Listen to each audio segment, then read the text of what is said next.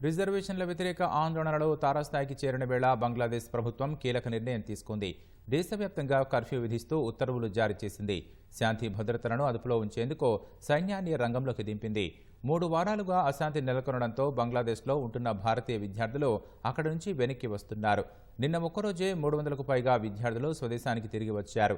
బంగ్లాదేశ్లో 15,000 మంది భారతీయులు ఉండగా వారిలో 8,000 మంది విద్యార్థులే ఉన్నారు. బంగ్లాదేశ్ విముక్తి కోసం పోరాడి అమరులైన స్వాతంత్ర సమర యోధుల పిల్లలు, మనవళ్లు, మనవరాళ్లకు గతంలో ఉన్న 30% రిజర్వేషన్లను గత నెలలో ఆ దేశ హైకోర్టు పునరుద్ధరించింది. దీంతో విద్యార్థులు దేశవ్యాప్తంగా ఆందోళనలకు దిగారు.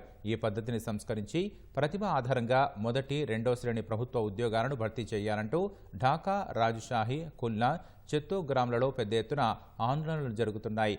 ఆందోళనకారులు ప్రభుత్వ అనుకూల విద్యార్థి సంఘం, భద్రతా దళాల మధ్య జరిగిన ఘర్షణల్లో 100 మందికి పైగా మృతి చెందారని జాతీయ మీడియా పేర్కొంది.